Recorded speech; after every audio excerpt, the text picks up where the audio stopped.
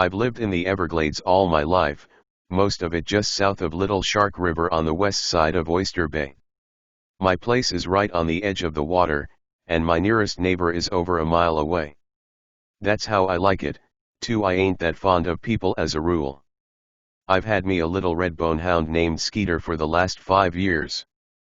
I spend a lot of time out on the glades hunting and fishing, and no matter where I was going, he would come along. I heard him barking up a storm out by the water early on a Sunday morning about 3 weeks ago, though, and I ain't seen him since. I've been worried that maybe a gator got him, either that or somebody took him. I'd almost rather it be the gator. I've got a chicken coop out beside my house where I've been keeping 4 laying hens. The building itself is small, maybe 6 by 10, and just like my house, it sits up on stumps about 2 feet off the ground in case my yard floods. Last Saturday morning I went out to gather eggs, and one of my hens was missing. I looked around a good while and never found no sign of her. It could have been a bird of prey that got her, but I figured it was more likely coyotes. They've been getting a lot braver these last years, not as shy of people as they used to be, plus Skeeter ain't been around to warn them off. Also, I've noticed that the chickens ain't been coming out into the yard as often as usual, which was a pretty good sign that there'd been a predator around. This morning, like I always did, I went out to get the eggs and discovered that my hen population had gone from 3 to 2. I was more than irritated, I was flat out mad. I understood that coyotes and other critters had to sustain themselves just like me, but there were plenty of things out in the wild for them to eat. They didn't have to come for my chickens. Plus, they'd scared my other hens to the point that they wouldn't lay. I was gonna have to eat breakfast without eggs. I looked around inside the coop, but didn't see no sign of coyote or fox or anything else for that matter, so I went outside to see what I could find. It rained yesterday, so I should have been able to find tracks of some sort. I looked all around the coop, though, and didn't find none at all. That was curious, mighty curious. I reckon it was possible that she'd wandered off down by the water, but that would have been unusual as well, especially for my chickens. My chickens stayed close. I'd never seen any of them wander off down toward the water. I was walking back toward the house when I saw something peculiar. It looked to me like there was a pair of eyes watching me from beneath the coop, just little glints of light I could see there in the dark. I didn't want to get too close in case it was something that might have come at me, like maybe a rabid coon or a fox, but I got as close as I dared and bent down real low. It was definitely a pair of eyes, but they didn't look like no coon or no fox. It didn't look like a gator, neither, unless it was a mighty small one. The eyes were too close together. Finally, I decided to shine the light from my phone to see what it was. I don't know why it hadn't occurred to me by then, but what I saw beneath the coop was a snake, and when I say snake, I don't mean a rat snake or a chicken snake, I mean a big-ass snake, like a python or an anaconda. Swear to God, its head looked like it was as wide as both my fists put together, and it was hard to tell because it was all curled up on the ground, but parts of its body looked to be as big around as my leg. I won't lie, it scared the shit out of me, probably because I hadn't been expecting it.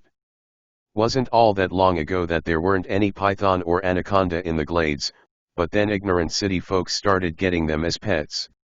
Once the snakes had grown and the people had realized they'd wound up with more than they'd bargained for, they'd just go let them loose in the glades.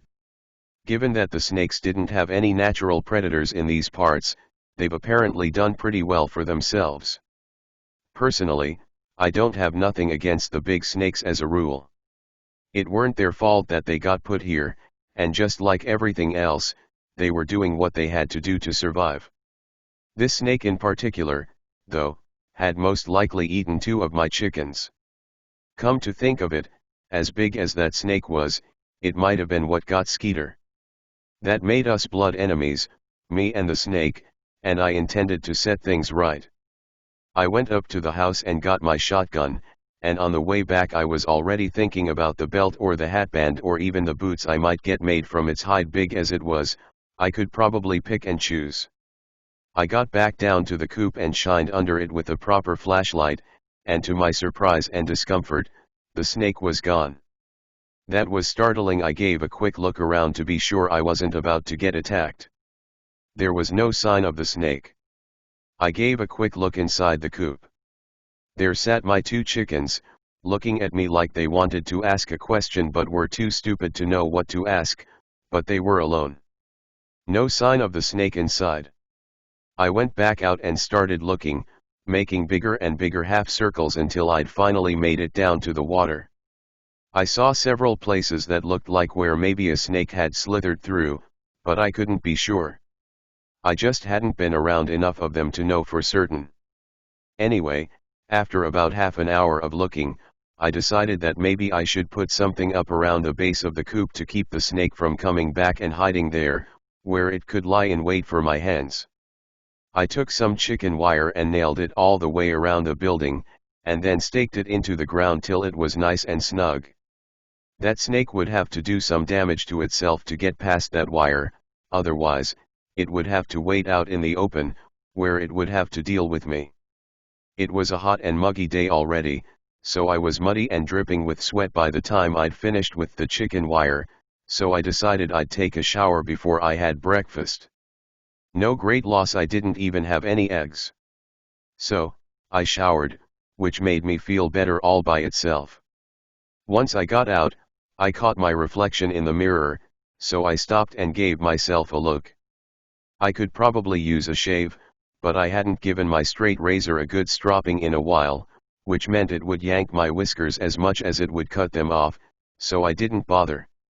I started for my bedroom, my towel draped over my shoulder. I'd barely put my first foot out of the bathroom and into the hall when I saw it, just a flash of something low and large coming at me. In that same instant the big snake hit my leg, high up on my thigh, and the force of the impact knocked me off my feet and sent me crashing to the floor. I'd heard people talk about how something or other seemed surreal, but I'd never truly understood what they'd meant until then. The pain in my thigh was immediate. I knew the snake wasn't venomous and that it didn't have fangs, but its teeth were plenty big and plenty sharp. I could feel them tearing away at my thigh muscle. It all happened in a hurry, too. By the time I'd found my bearings, I was lying on my side with that big snake wrapped around my leg 2 or 3 times and its mouth latched hard on my thigh. My God, that thing's head was huge. It looked to me like its mouth had bit down over halfway around my thigh, and I wasn't a small man by any means. The snake was still trying to get itself around me, too, around my middle.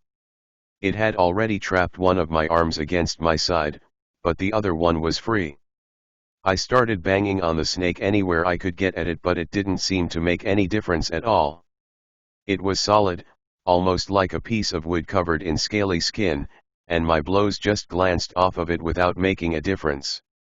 It was heavy, too, and bigger around than I could have reached with both my hands. It was all I could do just to raise myself up off the floor with my one free arm, but when I did, the snake managed to get another coil around my middle, more up toward my chest. By then the lower half of my leg had started to ache from all the blood being trapped in it, and my foot was tingling with thousands of pinpricks. The snake was working its jaws, too, digging its teeth farther into my thigh. I got a glimpse of my foot. It was starting to turn purple. I think it was about then that my shock began to turn into panic. I could feel the snake starting to squeeze, like a constant pressure getting heavier and heavier on my middle. It was starting to affect my ability to breathe, too, like each breath I took was just a little bit smaller than the one before. A new wave of panic set in, or maybe it was determination. Either way, I used my free leg to start kicking at the snake, the part that was wrapped around my other leg. Like when I'd been hitting it, it didn't seem to faze the snake. I'd started rocking back and forth when I'd kick at it, though, and before long it seemed to me that the snake's coils around my middle were shifting, like maybe it was trying to get its grip higher up. I was in full fight mode by then, and before too long I managed to pull my arm free and lean up against the wall. Just then, though, the snake tightened the length of its body, and one of its coils was straight across my chest. It squeezed down hard, and I could feel my lungs starting to seize up.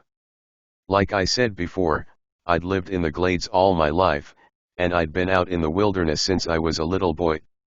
I've run up against gators and water moccasins, snapping turtles and panthers, hurricanes and droughts, every danger there is the glades has to offer, but never in my wildest dreams did it occur to me that I would be taken down by a giant snake, one that wasn't even native to Florida. It truly was surreal, in the most bizarre sense of the word. I was hardly able to do more than pant by then. The snake kept tightening its grip on my chest with its powerful coils, little by little, inch by inch, taking away my ability to fill my lungs. I was starting to feel lightheaded, too, like maybe I was gonna hyperventilate.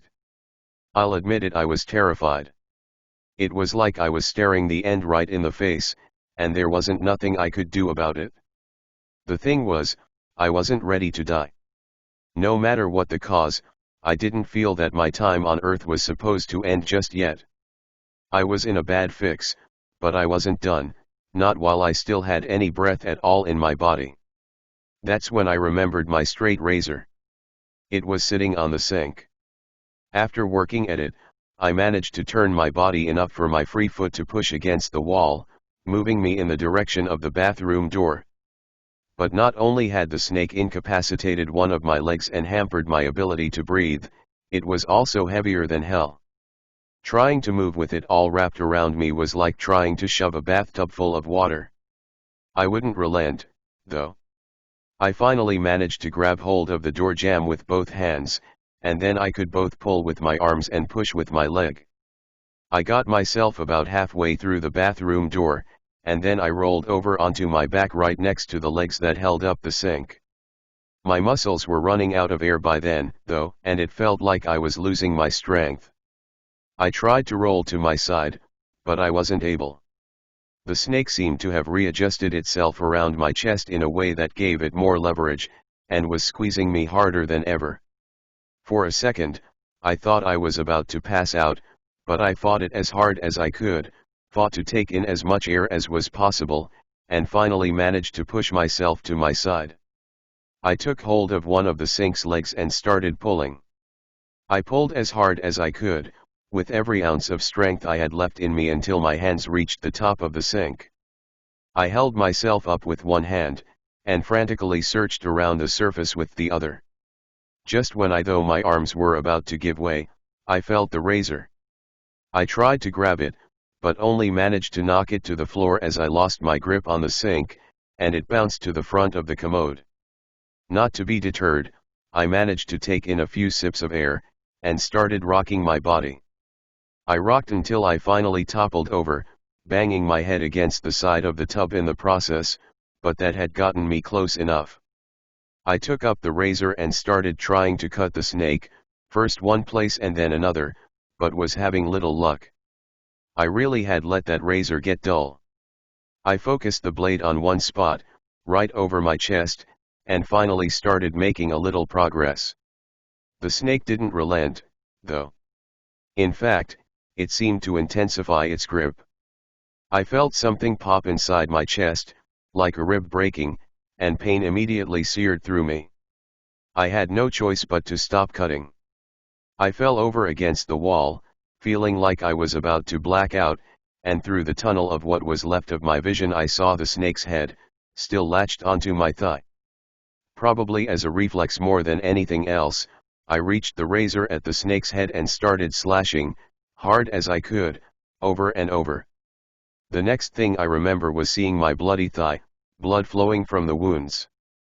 Then there was the snake's head coming at me, at my face, at my hand that was holding the razor. I just kept slashing at it, and punching and kicking with my good leg. About then it occurred to me that I could breathe. It hurt too, but I could take in air. The snake had loosed its grip on my chest. It was about then that the snake struck right at my face. It knocked me back against the wall and latched on, from below my chin to the top of my forehead. I was nothing but a pile of desperation by then, though, and I kept slashing. At some point I got the razor up next to the snake's jaw and started sawing, and pretty soon it let my face go and fell away. I tried to stand up, but I didn't have the strength, so I just started kicking at it with my good leg. I kept that leg going like a piston, like a crazy man, screaming and cussing all the while. Pretty soon I realized that all the coils had pretty much fallen away from me, at least they were loose enough to where I could wriggle my way out of them, so I did. I rolled over next to the commode and kept kicking and yelling. The snake sort of writhed onto itself, like it was preparing to come back at me. It occurred to me that most of its body was either in the hall or the bathroom door threshold, though, so I made a snap decision. I lunged at the snake before it could lunge at me, and I grabbed the door and tried to slam it shut. I wasn't able to because the snake was still partially in the way and it truly was heavy as hell, but I was on one side of the door and it was on the other. I kept pushing, and kept pushing, and kept pushing until finally I was able to close the door all the way. Once I heard the latch catch, I collapsed to the floor, thoroughly exhausted and heaving for breath. It was only then that I felt the pain in my chest again, like somebody was stabbing me with a knife with every breath I took. The pain was better than not being able to breathe, though, so I kept on breathing. I don't know how long I lay there, it was a while, but I finally came around. This wasn't over, I still had a huge snake in my house, and the only thing separating me and it was my bathroom door. Aside from the straight razor that had been my salvation, there wasn't anything else in the bathroom of any use to me. Well, that wasn't entirely true. There was rubbing alcohol and gauze and tape. I could clean and dress my wounds, so that's what I did. The wound on my thigh was pretty gruesome. There was blood all over my leg. I wiped it down and washed it off best I could, and gave it a good look. It was all mangled and still bleeding, but at least it wasn't pulsing, the snake hadn't got to an artery. Still, I had lost some blood, and needed to do what I could to slow it down. I poured the rubbing alcohol over it, it burned like a son of a bitch, and then I wiped it down again and wrapped it up tight as I could with the gauze and tape. In one sense, I thought, I'd been pretty lucky.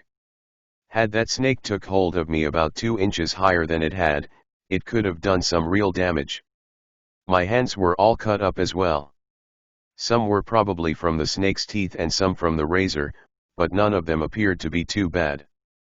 I tried to stand up so I could wash them off in the sink, but found that I wasn't really able to. I had to pull myself up against the wall and then lean on the sink to keep my balance. My bad leg was still pretty useless, felt like dead weight. Still, I washed my hands and took a look at myself in the mirror. I was a pretty ghoulish sight, had blood all over my face. I washed it off and saw pretty much what I'd expected. There was an oval ring of little cuts from the top of my forehead, down my nose and under my chin, and back up the right side of my face where the snake had took hold of me. Like the cuts on my hands, though, none of them were bad, so I just kept washing them off and putting pressure on them until they'd all but stopped bleeding. I was worn out, so I took a seat on the commode and started thinking.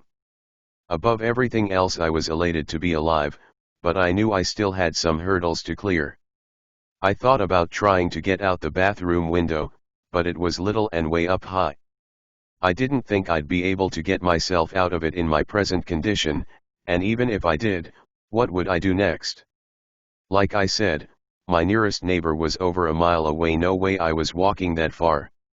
The key to my truck was in the kitchen, as was my boat key. My phone was in my bedroom sitting on my bed right beside my shotgun. Everything I needed at the moment was in one of those 2 rooms, and the one thing those 2 rooms had in common? I had to go out into the hall to get to either one of them, and as far as I knew, that big snake was still right on the other side of the door. I knew I couldn't wait in the bathroom forever, though. It could be that somebody would come for a visit today, but it was more likely that nobody would come around for a week or more. Staying put wasn't an option, so I made my decision, got myself a drink, rested just a little bit more, and then crawled over to the door. My decision? Again, I grew up in the Glades. I was going for the gun. It didn't take me long to work up my nerve. I turned the doorknob quiet as I could, and then I slowly brought the door in an inch, maybe two, until I could see just a little bit out into the hall. There was nothing there, at least not where I could see. I opened it up a little bit more, keeping my shoulder braced against it in case I had to ram it shut in a hurry, but still, the snake didn't show itself. Of course, I fully expected it to attack as soon as I put myself out into the hall, so before I did, I stuck my hand out as a decoy. Nothing happened, so real cautious like, I peeked around the door, looking one way and then the other real fast, and I didn't see a thing. I opened the door the rest of the way, and as quiet as I could, which wasn't very, I crawled out into the hall. I moved toward my bedroom real slow, partly to keep the noise down, but partly because I just couldn't go very fast. The hall looked like a long tunnel, like you'd see in those scary movies where you knew the person headed down it was about to run into disaster. I kept on going, though. I wasn't going to be kept from my own bedroom by a snake, no matter how big it was. I finally made it to the threshold, and I could see the butt of my shotgun hanging off the end of my bed.